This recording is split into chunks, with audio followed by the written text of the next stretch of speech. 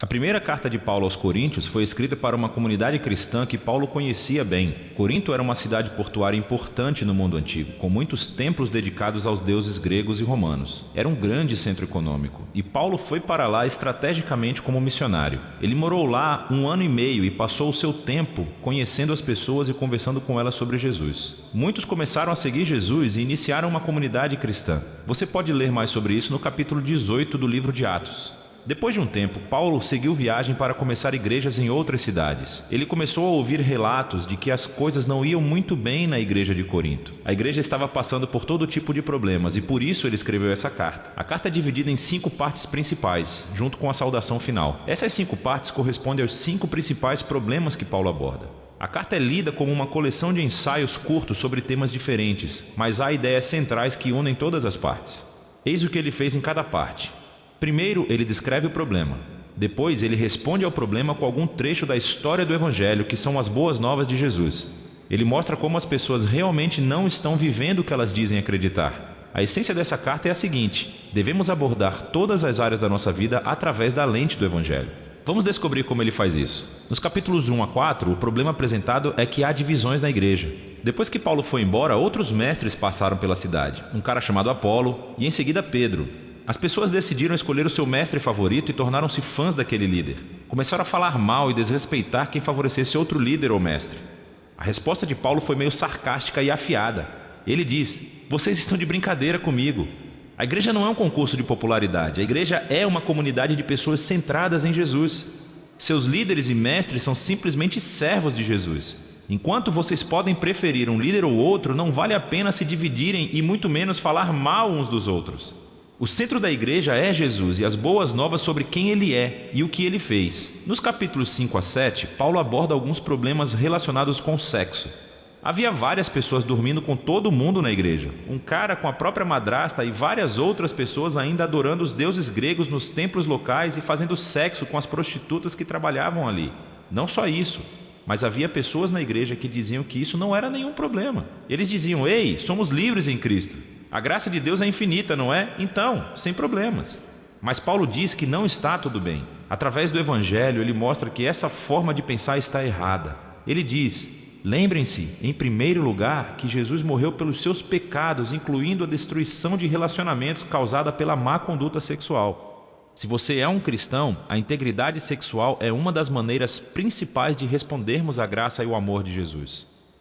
Paulo também lembra que, assim como Jesus ressuscitou fisicamente dentre os mortos, os nossos corpos também serão erguidos dentre os mortos, o que significa o seguinte: se o seu corpo está sendo resgatado por Jesus hoje e eternamente, então o que você faz com o seu corpo é importante. É muito importante. Não é seu para fazer o que quiser. Paulo deixa isso muito claro.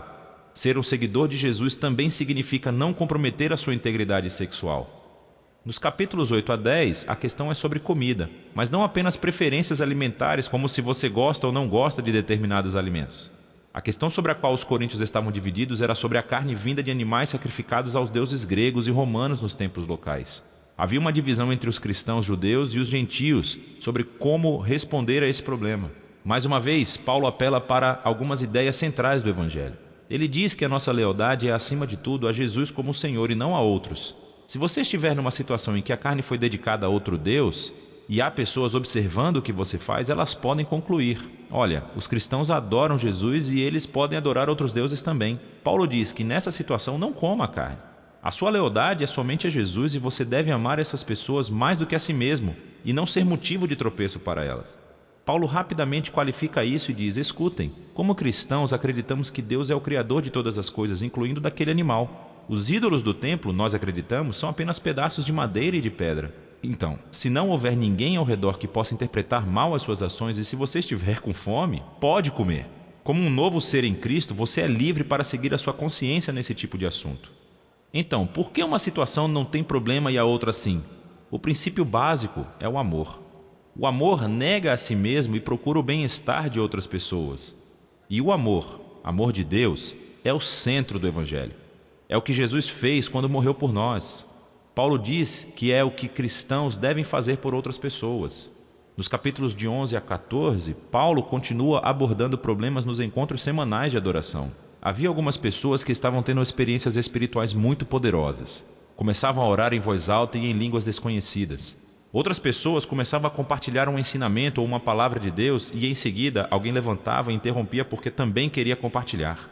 Era uma situação muito caótica e isso estava distraindo as pessoas do Evangelho, especialmente os visitantes. Nesses capítulos, Paulo ajuda-os a pensar antes de tudo no propósito desses encontros para ajudá-los a ver que tipo de comportamentos são adequados.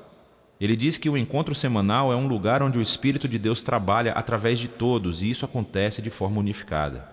Ele desenvolve uma metáfora legal sobre a igreja como um corpo humano. É um corpo, mas tem partes diferentes. Cada parte serve um papel único e importante. Ele nomeia um monte de coisas que o Espírito faz através de todas as pessoas diferentes, tudo para a edificação da igreja. Esta é uma frase-chave desses capítulos. Paulo conclui que o maior valor dos encontros deve ser o conceito principal do Evangelho, o amor de Deus. O amor também é uma palavra-chave nesses capítulos. O amor irá obrigar cada pessoa a usar o seu dom para servir e procurar o bem-estar do outro. Paulo aplica isso aos problemas dos coríntios. Algumas pessoas pensam que o objetivo do encontro é ter experiências espirituais intensas ou é ter uma chance de falar o que vem à mente. Paulo diz: escutem, eu sou um grande fã de experiências poderosas de oração. Mas se isso distrai ou assusta outras pessoas, devo parar, porque eu estou pensando mais em mim do que no amor que tenho por essas pessoas. O encontro em torno de Jesus deve ser organizado para que todas as pessoas possam aprender, cantar, adorar e ouvir Deus falando. O último problema que Paulo aborda é a questão da ressurreição de Jesus e a esperança futura para os seus seguidores. Algumas pessoas na igreja diziam que a ideia da ressurreição é ridícula e sem importância para um cristão. Paulo reage a isso. Ele começa dizendo que a ressurreição é uma parte essencial do Evangelho. Nós acreditamos nela por causa das centenas de testemunhas oculares que viram Jesus vivo em corpo físico depois de ser publicamente executado pelos romanos. Se Jesus não ressuscitou, Paulo diz, então a sua morte não teve sentido. Estamos todos ainda perdidos no nosso pecado e egoísmo. Devíamos parar de ser cristãos. Paulo então mostra em detalhes como a ressurreição foi a vitória de Jesus sobre a morte e o mal, como é uma fonte de vida e poder para nós no presente e como é uma promessa de esperança futura para todo mundo. A ressurreição de Jesus é a razão para a nossa união. É a razão pela qual devemos manter a integridade sexual. É a fonte de poder para amar outras pessoas mais do que a nós mesmos. E, em última análise, é a nossa esperança para a vitória sobre a morte. Então Paulo conclui que acreditamos que Jesus foi ressuscitado dentre os mortos, o que significa o seguinte: o Evangelho não é somente um conselho moral ou uma receita para uma espiritualidade particular. É um anúncio sobre Jesus que cria uma realidade completamente nova. E é sobre isso que se trata 1 Coríntios, sobre a capacidade de enxergar cada parte da nossa vida através da lente desse Evangelho. Minha gente, hoje nós vamos começar, eu acho que uma das mais fascinantes caminhadas da Bíblia. Hoje nós estamos iniciando a leitura e o estudo da primeira epístola de Paulo aos Coríntios. Quem tem Bíblia, seja de papel ou digital, localize, abra e deixe aberto. É um dos mais fascinantes estudos. Como vocês perceberam nesse vídeo, resumo daquilo que nós estudaremos. A cada domingo, no nosso culto da família com escola dominical, nós leremos e estudaremos um capítulo de Coríntios. Às vezes, vamos mexer com 2 capítulos, ok? Lembrando a todos os meus amados irmãos que nós estudamos a Bíblia, somos focados no estudo da Bíblia. Mas a grande realidade é que nessa nossa caminhada, nós vamos estudar 16 capítulos, vamos estudar 16 páginas da Bíblia, vamos estudar 420 versículos da Bíblia. Devagarzinho, cada domingo. No final, teremos estudado tudo isso. E isso tudo, a gente respeita como está arrumado na Bíblia, por isso a gente lê e estuda como está, mas a gente procura ajudar o estudante fazendo um guia de estudo que simplifique um pouco mais esse estudo e essa leitura da Bíblia. E esse guia é a revista da Escola Dominical. Se você não tiver ainda, minhas irmãs podem dar uma passada, ou na saída, na entrada, você tem um guia de estudo para adultos, tá bom? Você tem um guia de estudo para adolescentes, da linguagem deles, dos seus filhos, e você tem um resumo para o culto da família, da célula familiar e da célula missionária. São as ferramentas com as quais você vai poder estudar muito bem a Bíblia, nesse caso, 1 Coríntios. Quem fizer isso, tendo o seu guia, antes de vir para o culto da família, dá uma lida. Chega aqui, já vai ter a segunda vez o contato com o ensino. E aí fica fácil, durante a semana, se você for líder de célula familiar, aonde você for, fica fácil você, depois de ter tido contato 2 vezes, poder transmitir na sua casa o mesmo ensino, ok? E a família tem uma grande vantagem, é que aqui, nossos adolescentes não estudam temas diferentes dos nossos. Os temas são o mesmo, a Bíblia, a leitura é a mesma, só a linguagem que é diferente, a fim de que a família possa, em casa, debater, discutir, o filho ensinar o papai ensinar o filho. Então, esses instrumentos, eles são muito importantes. Se você tem sua Bíblia na mão, dê uma olhadinha comigo, pode ser a Bíblia digital, não é problema. A digital é um pouco mais difícil a gente localizar tudo direitinho, mas é perfeita, eu uso muito, tá? Só aqui que eu não uso muito a digital, porque eu gosto desse barulho e gosto de ver como é a Bíblia. Está aberto aí em 1 Coríntios? Se você tiver, veja aí na sua digital, ó, acompanhe, mas os que estão com Bíblia física, passe aí as páginas, contem comigo. Olha só, 1 página, 2, 3, 4, 5, 6, vá só olhando, é muito interessante isso. 7, 8, 9, 10, 11, 12, 13, 14, 15, 16. Nós vamos estudar 16 páginas da Bíblia. 16 capítulos. Você já chega à conclusão, então, que, em média, cada capítulo é uma página. Já é uma boa coisa para você ir percebendo, tá ok? Em média, 25 versículos por capítulo. Nós vamos estudar 420 versículos. Vamos arrumar isso para se tornar mais fácil esse nosso estudo. De vez em quando, eu digo que eu não uso muito Bíblia de estudo. Por que eu não uso Bíblia de estudo? Porque não dá para você ver o tamanho da Bíblia. Que tem um pedacinho de Bíblia, o resto é tudo comentário da pessoa que escreveu. Aí, um livro desse se torna 50 páginas. Você diz, é grande demais, não vou ler. E, na verdade, você está sendo atrapalhado por alguém que colocou ali. Então, quando você pega uma Bíblia sem comentários, você tem noção de que ela é menor, de que é mais fácil ler, de qual é o tamanho que existe. Não sou contra quem gosta de usar, mas você perde essa sensação. E entre ler comentários dos outros, ou a revista, e ler a Bíblia, qual é o melhor? A Bíblia. Fique sempre com a Bíblia. E eu recomendo, não leiam nada antes de ler a Bíblia. Depois leia a revista.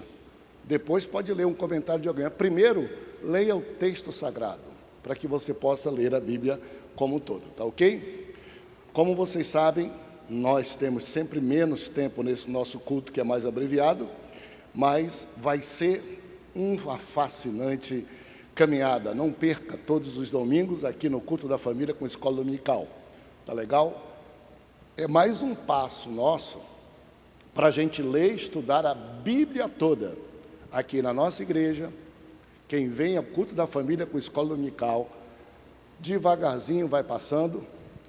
Em 8 anos, no máximo 10, terá estudado todos os livros da Bíblia e lido 70% de todo o texto da Bíblia. Os outros 30% não dá, porque senão levaria para 15 anos. E também a gente lê um resumo, mas estudaremos todos os livros da Bíblia e teremos lido 70% de todos os capítulos da Bíblia. Não é fascinante isso? Vocês já perceberam, com esse vídeo, que deu um ótimo resumo para a gente, tá bom? E agora, deixa eu mostrar para você como é que nós vamos estudar todos esses 16 capítulos de forma muito prática. Coloca o sumário, por favor, e quem já tem a revista, pode abrir na primeira página, aí o sumário da revista. Eu vou cooperar hoje com quem não tem a revista. Nos próximos, não vou pedir para colocar nada aqui no telão, que é para a gente poder ter em casa, que é mais importante. Olha só, vejam aqui, ó. Observe, para vocês ficarem despreocupados, tirar o medo. Diz que o rastro da onça assusta mais do que a onça. E eu quero tirar o rastro da onça para ficar só o texto da Bíblia. Você não se preocupa com outra coisa, senão ler a Bíblia e ler a revista quando for preciso. Olha só, nós vamos, primeira lição 1 de hoje, estudar o capítulo 1 e o capítulo 3. Lição de domingo, vamos estudar o capítulo 2. Outro, capítulo 4. Olha só, 1, 2, 3, 4. Depois, capítulo 5 e 6. Depois, capítulo 7. Depois, capítulo 8 e 10.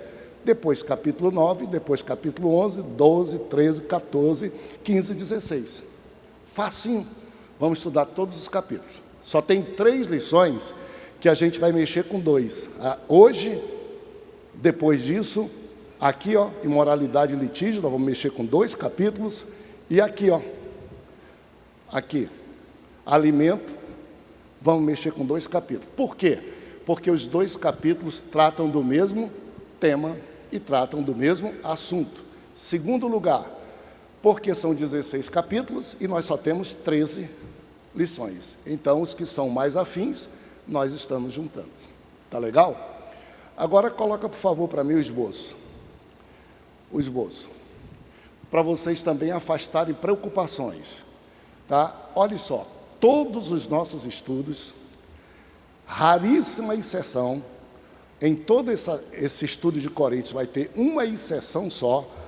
Todo o nosso estudo é feito com 3 pontos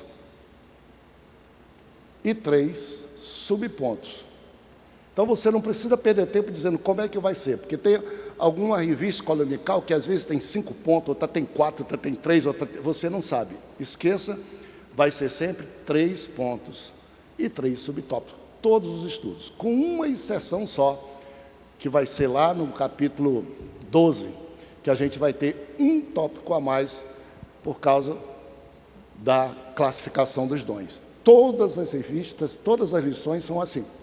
Uma outra coisa que você vai perceber, diferente dos demais estudos, é que a gente fica focado no capítulo que a gente está estudando. Olha só, em qualquer outro estudo, outras revistas, você está estudando o capítulo de número 1 e o capítulo 3, aí você olha aqui e tem referência de Gênesis, de Apocalipse, de Provérbio, de tudo, e no final você não sabe o que você estudou. Você passeia toda vez por toda a Bíblia e não estudou aquilo que foi proposto. Deu a percebida. Todas as referências, ó, capítulo 1, nós estamos estudando 1, tudo é do mesmo capítulo. Todas as referências, ó, todas. Olha só uma outra coisa.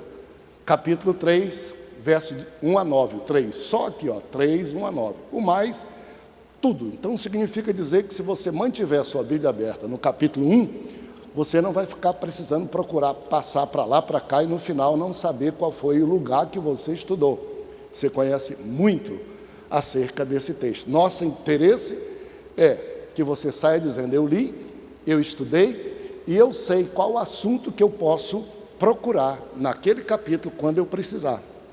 Se você não aprender mais nada, mas aprender só, eu li Coríntios, sei que tem 16 capítulos, e sei que eu posso estudar eles com alguns assuntos, parabéns para você. Nota 8 para você. Agora, se você não esquecer, disser, eu não sei se eu estudei foi a Bíblia ou foi a revista, não sei qual foi o livro, porque eu fiquei passeando de um livro para o outro, nota 2 para você. E se tiver gostado do professor, gostei do professor, mas não sei o que eu estudei, não sei o que está, onde eu encontrar, nota 2 para você. Porque eu vou embora, você vai para casa e você vai ficar com a sua Bíblia e você vai ficar precisando estudar. Dê uma olhadinha na capa das revistas, que já tem as revistas, que vocês vão perceber que o vídeo nos ajudou bastante. Por isso que eu estou fazendo essa introdução, entregando para vocês o ouro. para você ficar despreocupado. Meu conselho é, quando for estudar, primeiro, leia a Bíblia despreocupado. Segundo, dá uma lida na revista para arrumar os conceitos didáticos só. Na capa vocês vão perceber, eu não sei se tem a capa aí, eu não pedi, mas que nós adotamos a mesma classificação que o vídeo mandou. 5 pontos, atenção para isso, 5 pontos. Se você perguntar para mim assim, pastor, resuma o livro, resuma o livro de 1 Coríntios. Atenção, isso é muito bom para vocês, como para mim também. Resumo dele: divisão, sexualidade, alimento, culto e ressurreição. 5 pontinhos simples. Do capítulo 1 ao capítulo 4, nós vamos estudar sobre divisão, dissensão, discórdia e unidade da igreja, do 1 ao 4. Isso está escrito dentro da revista para você, por isso que é bom ter. Mas você pode. Do capítulo 1 ao 4, diga comigo, 1 ao 4, divisão. Do capítulo 5 até o capítulo de número 7, diga comigo, sexualidade. Isso. Do capítulo 8 até o capítulo de número 10, 8 a 10, diga comigo, comida, ídolos, isso. Do capítulo 11 até o capítulo 14, diga comigo, culto, ordem no culto. E do capítulo de número 15 e 16, diga comigo, ressurreição e volta de Jesus. Então, tudo que você quiser saber sobre um desses temas, você vai nesses lugares que está cheio de ensino sobre esses temas. Então, nós já sabemos que é 1 Coríntios, nós já sabemos que podemos dividir em 5 pontinhos, nós já sabemos que tudo sobre harmonia na igreja, discórdia, se encontra do capítulo 1 ao capítulo número 4. Tudo que se queira saber sobre sexualidade, família, casamento e tudo, do capítulo 5 até o capítulo número 7. Tudo que eu queira saber sobre ídolos e coisas sacrificadas a ídolos e que comida se pode fazer, eu vou do capítulo 8 ao capítulo 10. Tudo que eu queira saber sobre ordem do culto, papel do homem, papel da mulher, uso do véu, a Santa Ceia do Senhor, os dons espirituais, eu vou do capítulo 11 ao capítulo 14. Tudo que eu quiser saber sobre ressurreição de Jesus e volta de Jesus, eu vou do capítulo 15 ao capítulo 16. Então eu já tenho um manual para a minha vida cristã. Parabéns então, vocês já estão sabendo toda a mecânica disto tudo. Vamos então agora para aquele primeiro slide, por favor, que é mais uma coisa que nós vamos gastar um tempinho aqui, porque vai ser útil a vida toda. Se você olhar a sua revista de escola dominical aí, você vai perceber que esses são os elementos em todas as lições, para você ficar craque nisso. Olha só, na lição que nós estamos estudando hoje, o que é que nós vamos estudar hoje? Coríntios 1 e 3, atenção, não é nem o tema, eu já coloquei aqui o texto antes, que é para a gente saber, vamos estudar o quê? A Bíblia. Vamos estudar qual parte da Bíblia? 1 Coríntios. Vamos estudar quais capítulos? 1 e 3. Se eu tiver que dar um título a esses 2 capítulos, o escritor deu um título para ajudar a gente a entender melhor. Qual foi o título que ele deu? Divisão e sabedoria. Atenção. Então eu estudei a Bíblia, o livro de Coríntios, capítulo 1 e 3. Agora eu quero um resumo, um título. Esse título, Divisão e Sabedoria de Deus. Se você olhar aí no seu manual, você vai ter um texto áureo. Quer dizer, o texto áureo é o versículo chave, o versículo de ouro. Para nós entendermos divisão e sabedoria, o escritor pensou o verso de número 10, texto áureo. Vamos dizer juntos, vamos lá. Rogo-vos, irmãos, pelo nome do nosso Senhor Jesus Cristo, que faleis todos a mesma coisa, e que não haja entre vós divisões. Antes, sejais inteiramente unidos, na mesma disposição mental e no mesmo parecer. O textuário está ou não está de acordo com o ensino? Perfeitamente.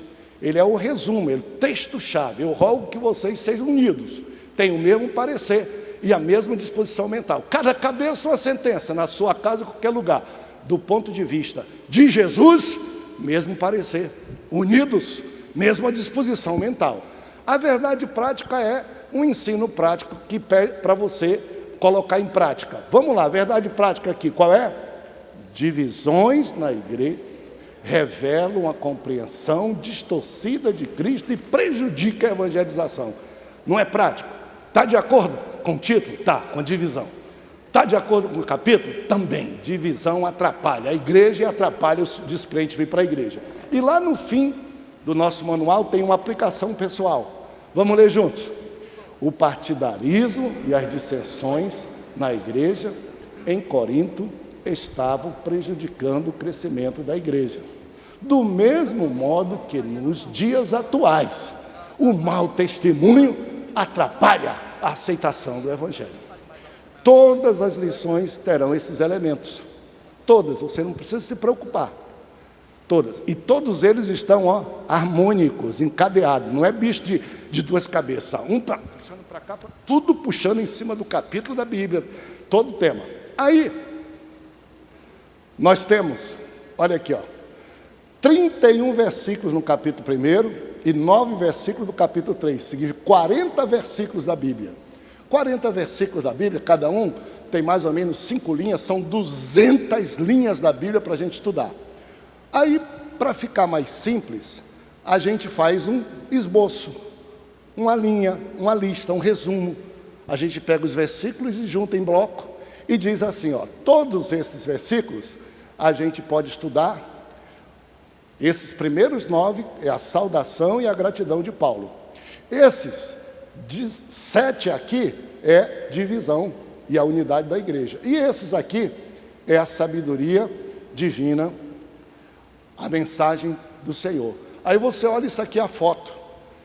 Se você leu a Bíblia e alguém mostrar isso para você, você diz, olha, tira todas as referências aí, você diz, eu já vi isso, eu li na Bíblia, eu estudei na minha igreja.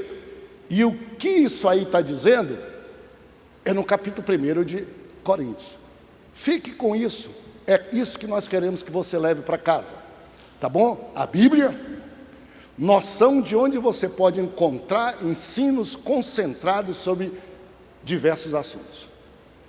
E como essa aula é inaugural, eu quero rapidamente mexer com vocês, para a gente completar os elementos. Abram a Bíblia de vocês e vamos ler comigo, e eu vou terminar com a leitura. Eu não vou nem ter tempo de explicar cada uma delas, porque eu não posso passar mais um tempo.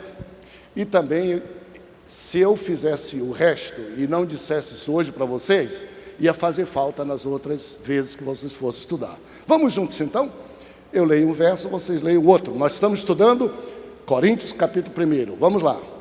Paulo, chamado pela vontade de Deus para ser apóstolo de Jesus Cristo, e o irmão Sóstenes.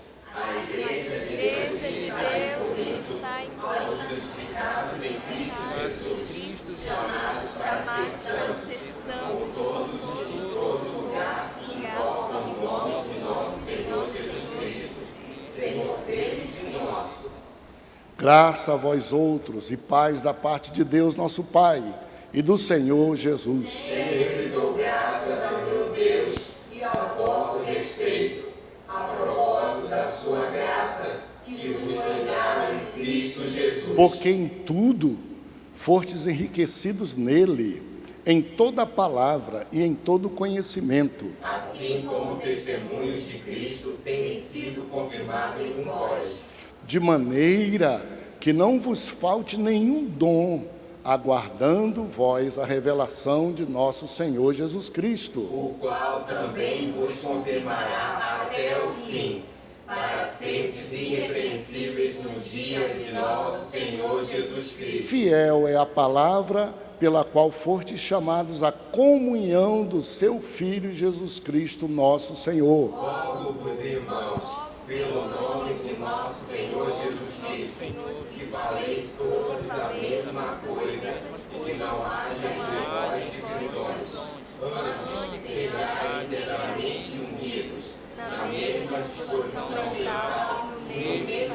Pois a vosso respeito, meus irmãos, fui informado pelos da casa de Cloé de que há contendas entre vós. Refiro-me ao fato de que há um de vós dizer: eu sou de Paulo, e eu de Apolo, e eu de Cefas, e eu de Cristo. Acaso Cristo está dividido? Foi Paulo crucificado em favor de vós? Ou fostes, porventura, batizados em nome de Paulo? Dou graças a Deus por nenhum de vós batizei, exceto Cristo e Gaio, Para que ninguém diga que fostes batizados em meu nome. batizei também a casa de José. Além deste, não me lembro se batizei algum outro. Porque não me enviou Cristo para batizar, mas para pregar o Evangelho, não com sabedoria de palavras, mas para que se não anule a cruz de Cristo. Vamos repetir esse texto juntos. Porque não me enviou Cristo para batizar, mas para pregar o Evangelho, não com sabedoria de palavras, para que não se anule a cruz de Cristo. Agora, abra no capítulo 3, como vocês percebem, eu não vou ler tudo, porque meu tempo é um terço do normal. Então, abra no capítulo 3 e os 9 versículos complementares, para vocês perceberem como está ligado. 3. Eu, porém, irmãos, não vos pude falar como a espirituais, e sim como a carnais, como a crianças em Cristo. Leite vos dei a beber, não vos dei alimento sólido, porque ainda não podeis suportá-lo, nem ainda agora podeis, porque ainda sois carnais. Verso 3 eu vou ler e vocês os 4 aumentam um volume um pouquinho só para os outros acompanharem, tá bom? Porquanto, havendo entre vós ciúmes, contendas, não é assim que sois carnais e andais segundo os homens? Quando, pois, alguém diz: eu sou de Paulo, e o outro, eu de Apolo, não é evidente que andais segundo os homens? Quem é Apolo? Quem é Paulo? Servos por meio de quem crestes, e isto conforme o Senhor concedeu a cada um.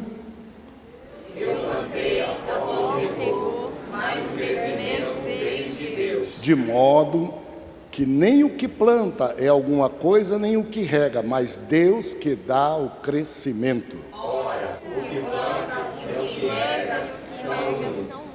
Cada um receberá o seu galardão segundo o Juntos, seu próprio trabalho. porque de Deus somos cooperadores, lavoura de Deus e edifício de Deus sois vós. Perceberam? Como eu não pude ensinar toda a lição, eu preferi ler a Bíblia no meu tempo do que falar sobre outra coisa sem ler a Bíblia, e ela se autoexplica. Deus abençoe vocês, de sorte que haja em cada um de vocês e em mim um pensamento, um parecer, uma disposição mental. Nós não nos dividimos por preferências humanas de pregador de ninguém. Nós nos unimos em Cristo Jesus, o nosso Senhor. A paz do Senhor.